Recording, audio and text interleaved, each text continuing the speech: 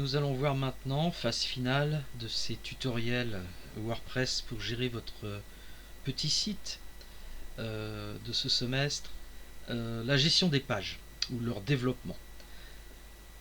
Nous avons vu donc par l'apparence personnalisée du thème, vous avez donné l'ossature graphique, visuelle, paramétrée de votre site, la page d'accueil, les menus et quelques réglages pour donner un aspect plus personnalisé de votre site, plutôt inspiré par exemple par rapport à la charte graphique de votre logo. Revenons maintenant au menu page de WordPress.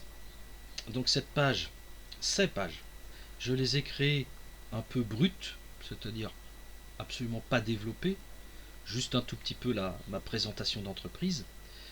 On va voir maintenant quelques aspects complémentaires pour que vous puissiez éditer vos pages de manière plus approfondie. Alors je remarque tout de suite que WordPress m'indique bien que ma page présentation avec le nom de mon entreprise, pour moi 53 octets, vous mettrez bien sûr votre nom à vous, est une page d'accueil, il me l'indique bien avec la petite maison.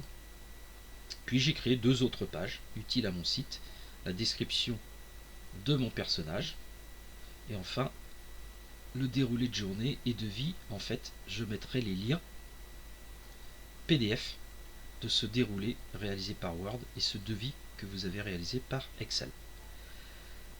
Revenons à ma page d'accueil. Alors je vais tout simplement cliquer dessus pour l'éditer. Donc WordPress me remet l'état actuel de ma page. Donc qu'est-ce que j'ai fait rapidement? J'ai simplement mis un titre, présentation 53 octets. Je vous rappelle que ce titre, cet aspect vient de mon réglage de mon thème Dara avec le choix de la police et de la couleur. Puis j'ai mis une image. Alors d'où viennent ces éléments? Eh bien WordPress, ça me fait penser un peu à PowerPoint en fait. Et par le petit plus en haut de votre éditeur de page de base de WordPress, je vais afficher ce qu'on appelle des blocs que je vais poser dans mes pages. Alors WordPress me propose une gamme de blocs de traitement de texte, donc un bloc de paragraphe, des blocs de titre, c'est le cas ici de mon titre principal premier qui donne le nom à ma page. Plus bas, j'ai des blocs multimédia, images, galeries, etc. Dans ma conception, donc, j'ai ici un titre et une photo. Alors si je clique sur la photo, j'ai ici un menu contextuel en haut qui va me permettre, on va dire, de donner quelques réglages à celle-ci. Alors je vais aller si vite, je vous laisserai voir pour vous les modalités de ces réglages.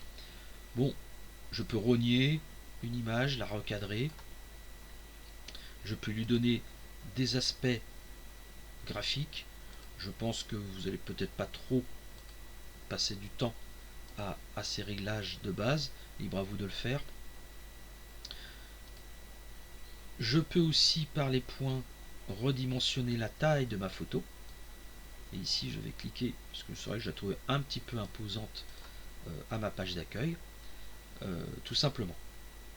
Puis je vois, si je raisonne de manière linéaire,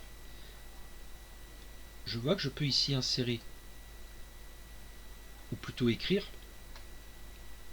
un bloc de texte.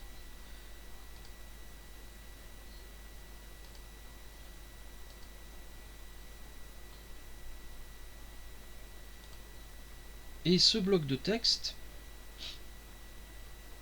on a vu paragraphe titre à l'instant, je vais vous faire remarquer qu'on a maintenant intégré à WordPress un assistant IA. Alors libre à vous de choisir, je vais vous montrer d'autres possibilités, mais je peux cliquer sur mon assistant IA et vous voyez que là, je suis invité à indiquer des informations pour que l'IA de WordPress me rédige.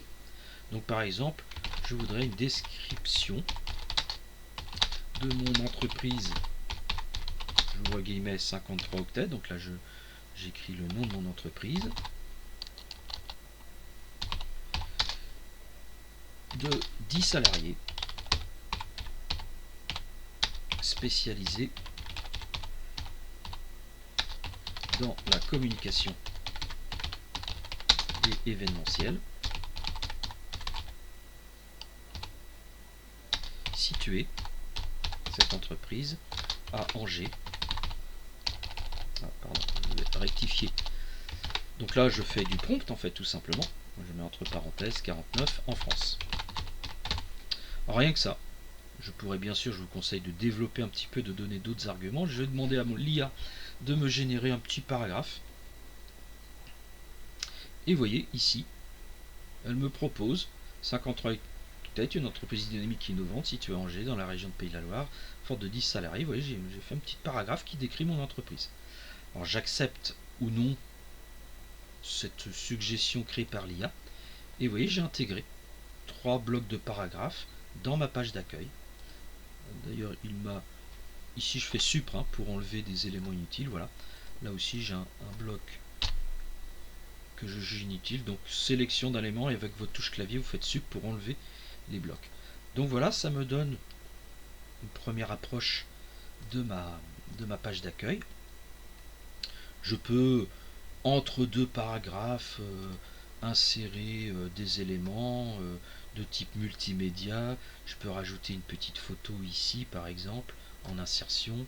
Je vais la téléverser dans... Et là, je vais dans mon ordinateur sélectionner, par exemple, une petite illustration que j'ai aussi dessinée par l'IA.